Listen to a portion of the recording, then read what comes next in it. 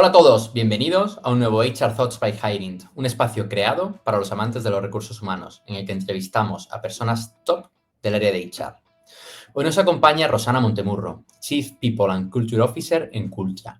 En este capítulo hablaremos sobre cómo crear un departamento de HR desde cero. Gracias por acompañarnos, Rosana. Bienvenida. Hola Javier, muchas gracias. Muy bien, la verdad, gracias.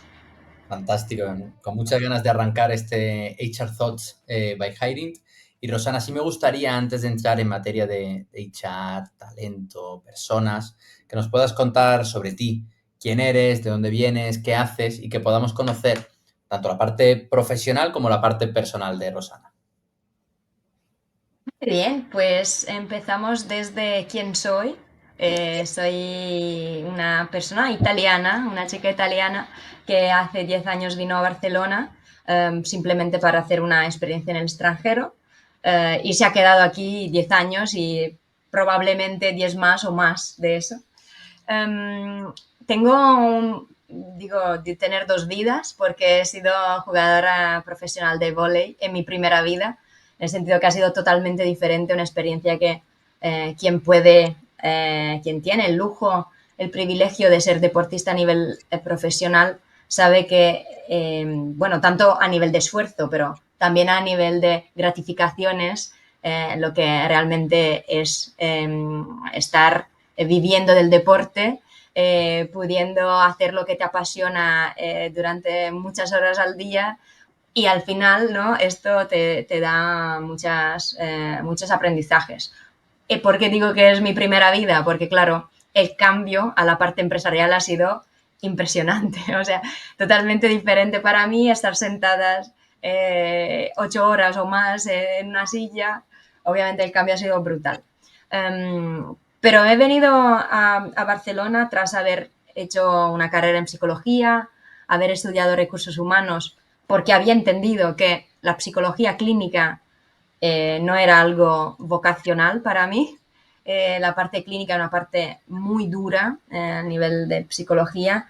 Obviamente, tras haber hecho las prácticas, entendí que no quería trabajar de eso 30 años o más de mi vida. Entonces, cambié, pensé que la carrera en psicología y tanto el aprendizaje a nivel deporte me habría podido abrir buenas puertas en el ámbito recursos humanos. Estudié un máster y un mes después de finalizar el máster ya estaba en Barcelona haciendo una práctica, que para mí habría tenido que ser una práctica de 6 meses y acabó siendo 2 años y medio en esa empresa y otros 8 aquí en Cultra. Qué bueno, qué bueno, qué Y bueno. esta soy yo. Qué bueno, Rosana, qué historia tan chula, ¿no? Y también, pues, ese cambio de lo que comentabas, ¿no? De las dos vidas, una vida en el deporte y pudiendo vivir de ello, que yo creo que además no mucha gente puede vivir del deporte, y luego la siguiente vida en el mundo de las personas, ¿no? Sí me gustaría hacerte alguna pregunta. ¿Qué te ha enseñado el deporte que hayas podido extrapolar a tu segunda vida, la vida profesional? Hay muchas cosas. Para empezar, lo que es el esfuerzo, ¿no? La dedicación que le tienes am, que dar al deporte o al final también al trabajo, a lo que es un proyecto. Cuando lo tomas muy en serio, es un proyecto personal y para ti al final es una cuestión también de responsabilidad. El deporte a este nivel te enseña que hay veces que te apetece más, veces que te apetece menos. Hay gente que se le da muy bien la parte atlética o física, la parte de pesas o de preparación, a alguien menos, que le gusta solo la parte más de táctica y de juego. Pero igualmente todo es parte, ¿no? de una preparación para luego llegar a un partido y tal. Entonces, todo esto también pasa siempre en el trabajo. Hay tareas que te gustan más o proyectos que te gustan más, otros que te gustan mucho menos. Y de igual forma son importantes, ¿no? Tienes que llevarlos a cabo. Y este es obviamente algo que me ha enseñado. Y toda la parte de resiliencia, de aprender del error, que para mí a nivel cultural y con mi equipo y con todas las personas del Team Cultra, intento sacarle, ¿no? este gran aprendizaje de las cosas. O sea, que muchas veces tienes que pasar por el error, o sea, a través del error para aprender de verdad. Entonces, el error es una parte más del aprendizaje, no tiene que ser sancionado, ¿no? A menos que no sea algo voluntario y recurrente. Esto es otra cosa. Pero si son siempre errores diferentes y se crean de querer generar, ¿no? Nuevas ideas, nuevas cosas, un ritmo alto y tal, pues es parte normal del trabajo. Y esto me lo ha enseñado el deporte, ¿no? Que repetir, al final salen las cosas. Y en último, obviamente, tratar con las personas, que es lo que hago y seguramente me viene de ahí, ¿no? Este amor en las dinámicas entre las personas, el trabajo en equipo, esta colaboración. A veces también la autonomía, entender que es tu responsabilidad, tú eres una parte, una pieza importante del puzzle, ¿no? De todo el equipo. Si tú no haces lo tuyo, aunque alguien de vez en cuando puede ayudarte y puede compensar tus carencias, al final estás más quitando que sumando, ¿no? Entonces, esta responsabilidad y gestión y dinámicas de equipo seguramente me viene también del mundo del deporte. Qué bueno, me encanta, ¿no? Por hacer un poco recap, disciplina, resiliencia, a partir de aprender del error y luego todo el tema de las personas, ¿no? Y de tratar con personas. Ahora volveré a una cosa ahí que se me ha quedado en mente. Voy a intentar seguir el guión porque me iba a ir por las ramas, entonces voy a intentar seguir el guión y ahora te hago una pregunta de algo que me ha resultado interesante. Yéndonos a temas que nos apasionan, ¿no? Como es el mundo de recursos humanos y de cómo es crear un departamento de HR desde cero. En tu experiencia, ¿cuáles son esos momentos o etapas más comunes en las que la empresa decide que debe construir un departamento de talento? Pues normalmente todas las empresas, las pequeñas, ¿no? La que empiezan con un founder o un co-founders, ¿no? Al final son dos, tres personas al máximo que crean una empresa. Pues muchas veces, y me ha pasado en la parte de formación, he dado formaciones a CEOs de empresas, de startups, muchas veces durante a lo mejor hasta un año la idea no llega a poderse comercializar, no se llega a tener la posibilidad de expandir el negocio o de crecer a nivel no exponencial, porque al principio con 3 más has duplicado el equipo, ¿no? Con 3 personas. Al principio, pero es difícil. Entonces, siempre les aconsejo que al principio tengan una personas con clara visión, ¿no? Una visión de qué quieren hacer, una visión estratégica, pero también operativas a la vez. La persona que sean, se dice, hands-on, o sea, personas que puedan sacar trabajo. Porque tener solamente personas que son buenas gestoras y luego no tienen conocimientos técnicos para desarrollar el negocio de alguna forma, dependiendo obviamente de qué negocio es, va a hacer subir enseguida los costes para tener muy poco retorno, ¿no? Entonces, para mí un buen momento de inversión en alguien con estas habilidades, ¿no? A nivel de recursos humanos, es cuando una vez que ya se ha sentado un poco la parte más práctica de los recursos humanos, o sea, obviamente desde el minuto uno tienes que tener una gestoría, aunque sea externalizada, que te gestione las nóminas. Total. Es obvio. O si necesitas apoyo en selección de perfiles muy específico y no sabes ni cuáles son los canales para encontrarlos, a lo mejor ahí necesitarás ayuda, un soporte externo para poder hacer este tipo de selección más minuciosa, ¿no? Dentro del target que quieras. Pero más allá de cosas básicas, no necesitarás grandes cosas porque a nivel de cultura, si son 5 personas, se hablarán a menudo, con una relación más directa. No se necesita hasta que empieza a sentarse un poco dinámica, a crearse dinámicas de equipo a nivel de, ok, tenemos una estructura donde hay varias personas que reportan a otras, entonces hay ya relaciones en diferentes niveles de la organización y este nivel de la organización lo tienes que dibujar y enseñar y hacer visible. Esta cultura, en cuanto eres, si hablamos de 5 personas o hablamos de 15, ya empieza a variar. Y si hablamos de 25 y de 50, ya empezará a ser otra.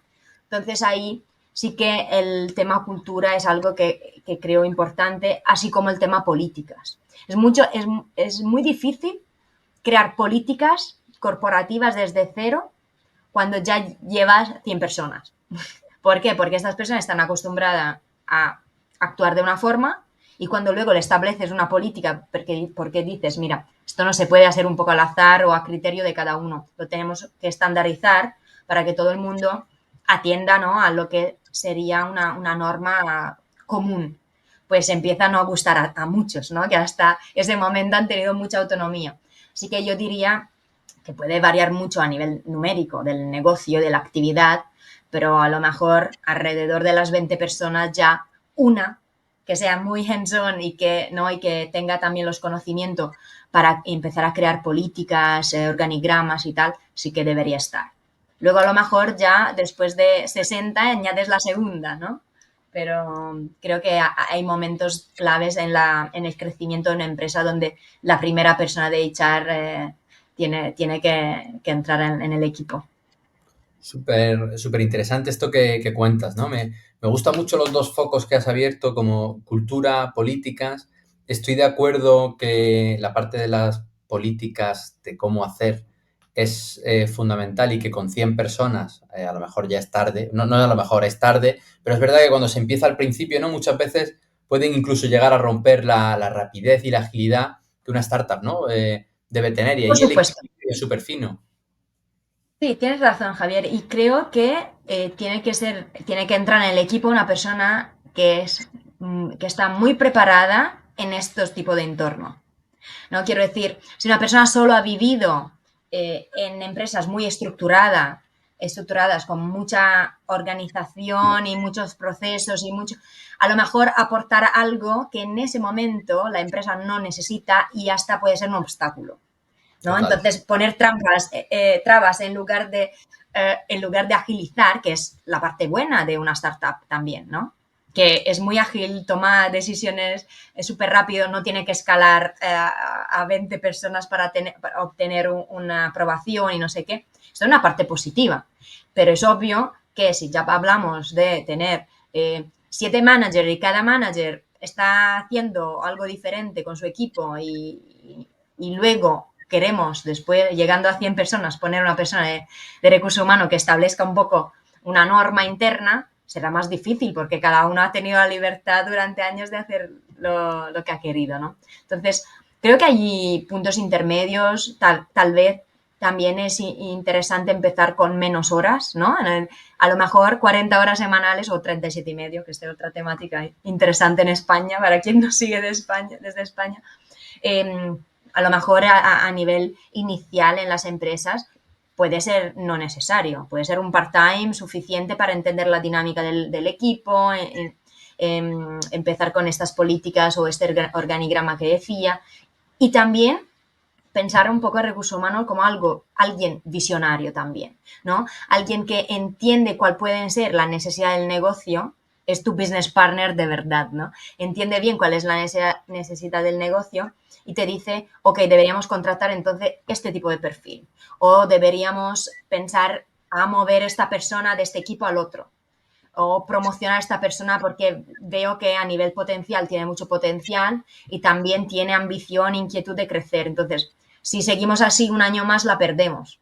Pues la ponemos en otra posición porque a nivel equipo en una startup es más fácil poder crecer y dar oportunidades. Total. De hecho, me encanta esto que dices, ¿no? De tu business partner de verdad, porque creo que, tú lo decías, ¿no? En una startup pasar de 3 a 6 ya es duplicar tu plantilla, ¿no? Claro. Y ahí, ojo, el impacto de que se te vayan 2 personas al año a lo mejor es el 75% de tu organización. El dolor es terrible, ¿no? Entonces, tener muy claro un plan de cómo hacer estas contrataciones desde un punto de vista estratégico que hasta los 20 ha estado en manos del CEO, ¿no? O de los founders. Creo que es clave. ¿Cómo dirías que es el paso a paso ideal desde la creación de un departamento de recursos humanos? ¿No? Tenemos diferentes áreas. Tenemos el área de bienestar, nómina, salud, seguridad laboral, selección. Tenemos también la parte cultural, que luego ahí me interesará saber cómo crear una cultura donde se aprenda de los errores. ¿Cómo sería el paso a paso de una creación de un departamento desde cero? Sí, para mí es lo que decía, es la transición desde lo que está externalizado y que a lo mejor con una sola persona en algunos casos hasta puede seguir externalizando algunas áreas, ¿no? Hemos dicho payroll, pues a lo mejor si tienes una persona que está gestiona, es responsable de todas las áreas de recursos humanos, a lo mejor no encontrarás un especialista de algo, ¿no? Entonces, por 20 nóminas, creo que sería suficiente y útil seguir externalizando esta parte. Pero la parte, por ejemplo, de selección ya podría empezar a ser in-house. ¿Por qué? Porque ya la persona que entra en la compañía entenderá con mucha más claridad cuál es el perfil que estamos buscando, qué tipo de persona tiene que ser, ¿no? A nivel de este perfil o descripción de la persona que estamos buscando para esta posición en concreto y con quiénes son sus colaboradores, quién es el manager y entender quién encaja de verdad mucho mejor y también se ahorraría, ¿no?, la empresa algo de dinero en lugar de externalizar este tipo de proceso. También hay la posibilidad de empezar, ¿no?, con la persona que poco a poco entienda la parte organizacional y la base, Javier, para mí es que entienda el negocio. Hasta que no se entiende bien el negocio, y obviamente un negocio puede ser al principio muy, muy sencillo y luego en los años muy complejo porque se añaden líneas de negocio, se añade complejidad a nivel de servicio, productos, diversificaciones varias de mercado, lo que sea, pero al principio, si no se entiende el negocio, es difícil poder ayudar de verdad. ¿Y esto cómo se hace? Pues entender, uno, la visión del founder o de los founders, de la propiedad, de entender la visión. Compartir también lo que son las penas que ellos hacen, las dificultades que ven en el negocio, cuáles son los pain points que notan de, por ejemplo, de su mercado. ¿Por qué? Porque de esta forma se pueden ir a buscar personas que compongan el equipo que ayuden ¿no?, a lidiar con estos problemas. Porque al final lo que se va a crear es un equipo que sea suficientemente potente para poder escalar este negocio, ¿no? Total. Entonces, es obvio que solo los founders solos no tienen esta posibilidad. Y al principio, hablando de, ¿no?, muchas personas y rotación y incorporar 3 o perder 2, al principio sé que los CEOs se lo toman mucho a pecho, ¿no? Muy a pecho. Se toman el tema de, pues se ha ido esta persona en la empresa. ¿Por qué? Porque las relaciones al principio son muy cercanas, ¿no? Cuando se trata de 10, 20 personas, para ti es de verdad casi tu familia. Al principio es así. Y es normal, y hay mucha vivencia, ¿no?, experiencial puesta ahí y mucha parte vinculada a objetivos que se quieren lograr y que si las cosas van bien, el impacto positivo enseguida. Si las cosas no van bien, también es negativo enseguida. O sea, hay muchas empresas que no logran salir adelante en los primeros años porque es difícil. Entonces, poco a poco, una vez haberse incorporado a las personas correctas, estar creciendo, entonces ahí sí que las políticas son súper importantes y son claves, por ejemplo, la de remuneración o beneficios, para mí es la clave, entender bien cuánto estamos pagando, estamos alineados en el mercado o no, qué beneficios son coherentes con nuestra cultura, ¿no? Porque al final, si soy una startup, seguramente no voy dar a los directores, a los tres managers, coches de lujo, ¿no? Coches de empresa, no es así. Entender bien cuál es la cultura, entender bien cuál es ¿no?, el perfil de empleado que tengo y qué beneficios le van bien. Si es flexibilidad o conciliación, ¿no? Si es algún tema más vinculado a salario monetario o emocional, entender bien qué podemos ofrecer y cómo estamos posicionados a nivel de mercado.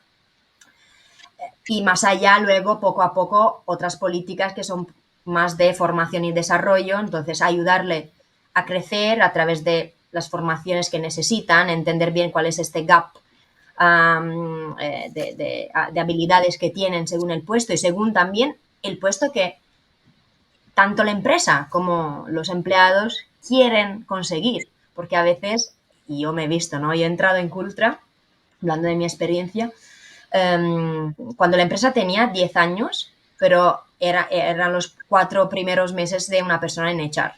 Quiero decir, había estado solo 4 meses una directora, que se fue poco después que entré yo, por encaje cultural. Era una súper profesional, pero proveniente, lo que dijiste, Javier, proveniente del mundo, del mundo empresarial internacional, ¿no? Una multinacional con muchos procesos, procedimiento establecido y tal, y se ha encontrado con Cultra, donde había cientos de empleados, 10 años de vida, y había que empezar todos de cero. A nivel de recursos humanos no había nada. Yo sabía menos que ella, ojo. Y esta es una parte que creo que todo el mundo se trabaja mucho en el deporte y no siempre se ve desde el exterior la humildad, ¿no? Muchas veces ves campeones y no sé qué, pero son los primeros que agachan la cabeza cuando el entrenador le dice algo que tienen que currar o lo que sea. ¿Por qué la humildad? Porque en mi caso yo sabía exactamente que para mí era todo nuevo. Yo venía de 2 años y medio en una consultoría y toda la experiencia de prevención de riesgos laborales, de tener tiendas, ¿no? La parte de retail, talleres mecánicos, personal en la calle 24 horas, las oficinas, obviamente, y varios países. Era una complejidad que para mí era totalmente nueva. Y aún así, se logra, obviamente con mucho esfuerzo, se logra hacer el trabajo. Ahora, habría sido mucho más fácil, puedo decir, mucho, o sea, de mucho más valor a lo mejor haber empezado unos cuantos años antes, ¿no? Habría construido algo, creo, más consolidado en el tiempo. Ahora, en este momento estamos bien porque luego se ha añadido todo lo que podíamos añadir, ¿no? El plan de beneficio, el plan de formación, el well-being plan, ¿no? Un plan de bienestar de los empleados. Se han añadido muchas más cosas, hasta hemos llegado a ser un plan de voluntariado, ¿no? Que obviamente son cosas que a la que las empresas llegan en etapas más tardías, ¿no? De su desarrollo, pero es cierto que ha llegado a partir de los 10 años de la compañía. Al principio, cada manager tenía su feudo, ¿no? Que podía gestionar como quería, y entre uno y otro había muchísimas diferencias. Hablando de Valencia, Barcelona, Baleares, Madrid, cada uno gestionaba de una manera diferente. Y no hablo de gestión de personas, hablo de aplicar algunas políticas al flexibilidad o menos y tal. Era muy vinculado a quien estaba gestionando porque no había nada escrito. Con esto, que estoy imaginándome la situación, ¿no? Y no debe ser fácil, porque cuando cada uno tiene su feudo, pues cambiar mentalidades que están instauradas durante años, pues se generan conversaciones tensas, ¿no? ¿Cómo afrontaste, o si quieres por hacerlo más genérico, cómo debe afrontar un profesional de HR en una situación parecida las conversaciones con la gerencia cuando están en un contexto parecido? Lo primero para mí ha sido ir a visitar los lugares, hacerle entender que no era la directora de empresa.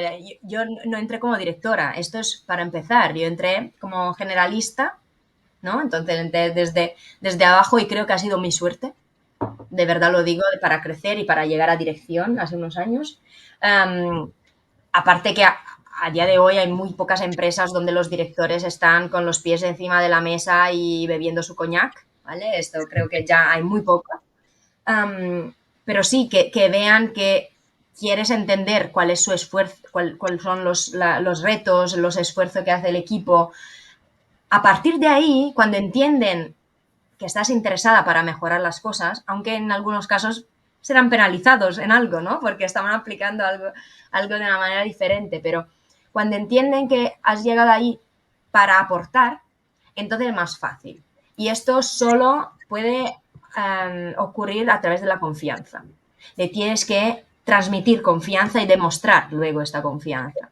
O sea, la confianza que tú generas te la encontrarás en los años. O sea, conversaciones difíciles habrá y seguirá habiendo. Pero en el momento que estableces este vínculo, ya eres la persona referente. Entonces, una vez le dices algo que no le gusta, otra vez sí, pero seguramente si tienen necesidades y necesitan ayuda, te llamarán, porque sabes que le vas a ayudar y te tienen confianza y tú la tienes en ellos. Súper, súper interesante, ¿no? Entiendo que la confianza es clave y la humildad también, ¿no? En este tipo de puestos, porque si no, como comentabas antes, ¿no? A lo mejor sin humildad y desde una perspectiva de, oye, aquí vengo yo a cambiar las cosas, poca confianza se genera, ¿no?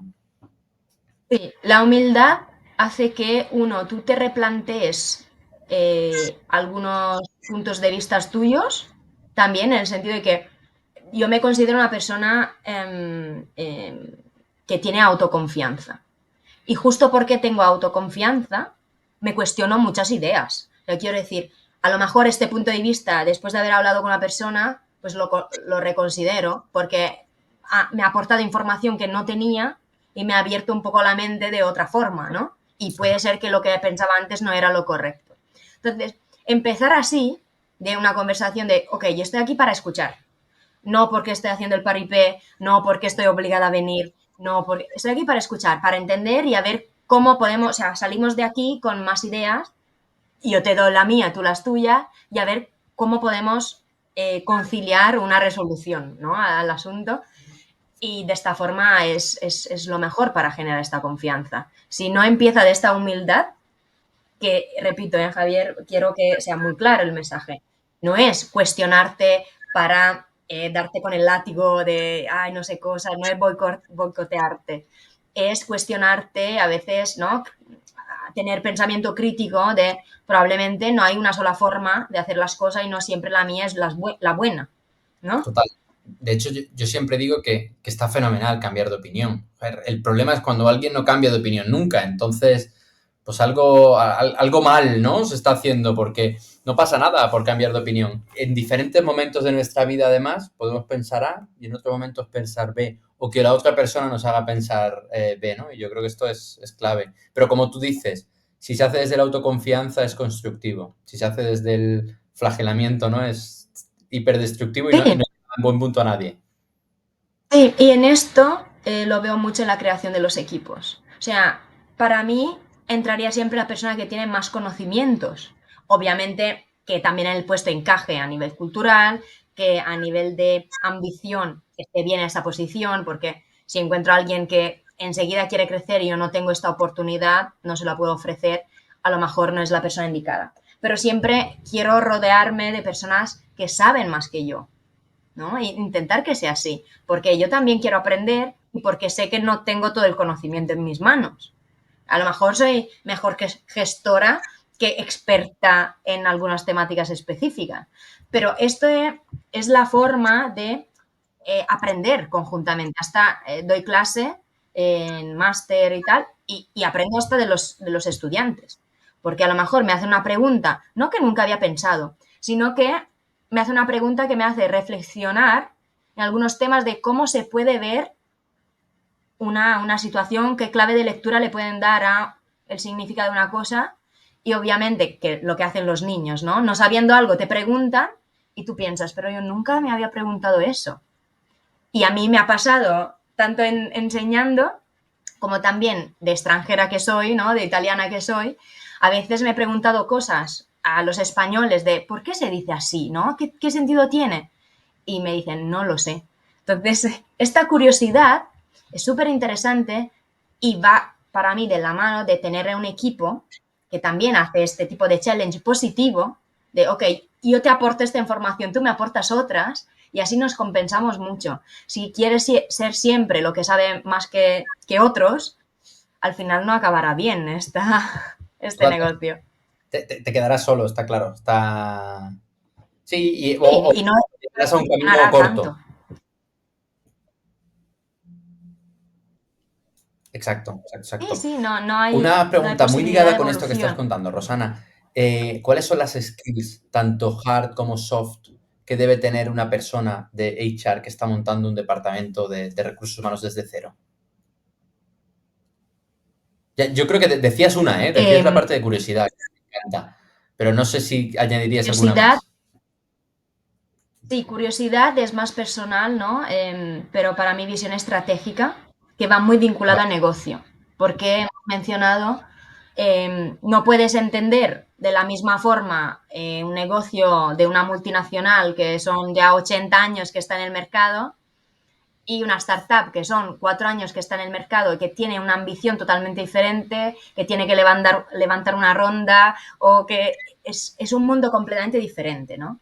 Tanto a nivel de intercambio de relacional, ¿no? Entre las personas, como de lo que será la política y la cultura de la empresa. Entonces, para mí la visión estratégica es clave y también está un poco vinculada a esta curiosidad de, ok, quiero explorar qué hay más allá. Luego creo, diría que es algo que lo mencionaría encima de cualquier otra cosa para mí, que es la integridad. La integridad de una persona va un poco de la mano de la coherencia que le quieres dar al trabajo, de liderar de manera, ¿no? De liderar a través del ejemplo, porque es así que se construyen los vínculos más fuertes, es así que si eres una persona, un líder que da ejemplos, al final encontrarás personas que están dispuestas y las que no serán solas. total. Las que no harán parte de esta tribu si todo el mundo dice, ok, lo hacemos de esta forma. No quiero decir que tienen que ser todos iguales, al revés, puede haber personas muy diferentes, pero que el ejemplo que tú estés demostrando, enseñando a los demás, tiene que ser verdadero y tiene que ser coherente con lo que es la empresa.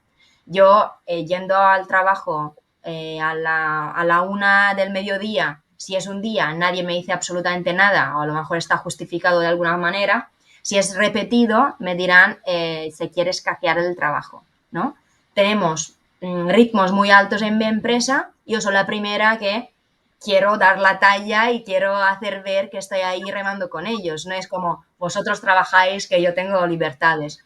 No funciona así. Ya. Aquí aportamos, y esto es un ejemplo, pero aportamos todos al mismo nivel. Y de dirección, que en el puesto donde estoy, es obvio que hay otros compromisos, otras cosas. Yo muchas veces voy a eventos y tal, pero para mí todo esto tiene que ser parte de una dinámica funcional y positiva del equipo. Qué Entonces, bueno. bueno, sí, volviendo a las skills, para mí es fundamental que una persona lidere con el ejemplo, con algo de verdad y que sea una persona coherente e íntegra. Um, También te diría que la parte analítica es fundamental. La parte analítica ha cambiado mucho. Antes eran solo análisis de datos y tal, pero la parte analítica también es leer un documento y entender muy bien qué te está pidiendo o qué clave de lectura le tienes que dar, tanto a nivel normativo, a nivel de política interna, a veces hasta entender entre líneas, ¿no? Que está diciendo un mail de un compañero.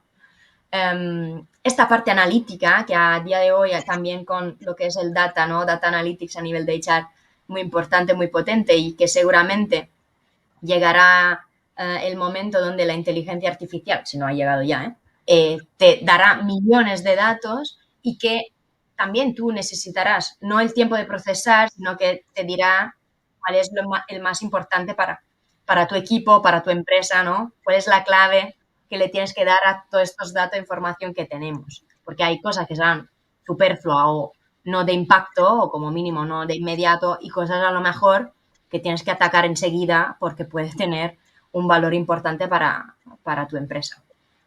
Total, total, total. De hecho, con esto que hablas de 1 millón de datos, yo creo que una de las skills del presente y futuro es el pensamiento crítico. Tenemos tanta info, tantas cosas, que el saber discernir entre dónde poner el foco y dónde no, nos hará súper, nos hará superhéroes.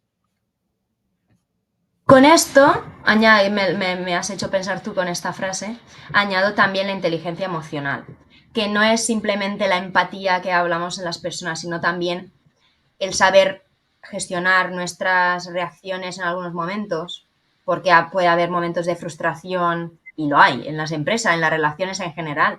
Momentos de frustración, momentos donde la otra persona que es tu interlocutor está hablando desde una emoción que a lo mejor es más de defensa, de rabia, y tú interpretar de, ok, no es el momento de sacar conclusiones, porque esto es algo muy volátil y temporal y que enseguida en un día ya cambiará un poco la visión de la situación. La inteligencia emocional de tener compasión por alguien, en el sentido de entender la situación y actuar, esta forma de compasión, entender la situación, pero no empatizar y estar los dos de la misma manera, de la misma mood emotivo, sino de, ok, ¿qué puedo hacer para ayudarte? ¿Cómo lo solucionamos? Tener esta rapidez a nivel emocional y también racional, también lógico, de encontrar soluciones, porque de esto se trata. Se trata de cada problema que tengamos, porque existen, encontrar soluciones y seguir. Al final te darás cuenta que problemas hay millones, pero también hay trillones de soluciones. Y a lo mejor por cada problema hay muchas soluciones diferentes. Entonces, ir un poco hasta, ¿no? Hacia este camino más positivo de resolución, con este mindset también positivo de inteligencia emocional. Qué bueno, qué bueno, qué bueno. Sí, sí, yo creo que es súper importante, ¿no? En la época en la que muchas cosas van a automatizarse, que esta inteligencia emocional esté muy, muy, muy presente.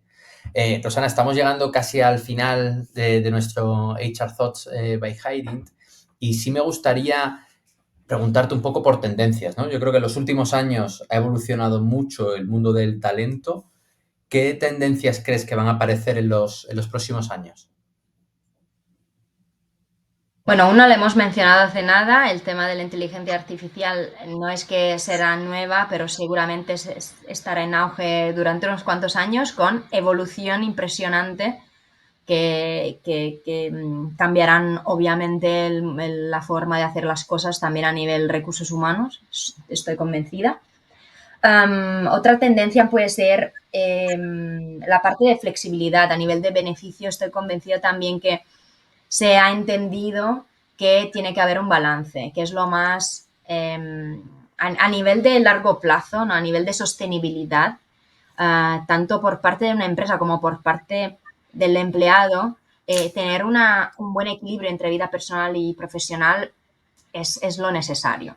Entonces, obviamente cada empresa de su manera y conforme a su cultura, pero esta flexibilidad, esta conciliación creo que seguirá siendo, estando en auge, ¿no? También a nivel de trends.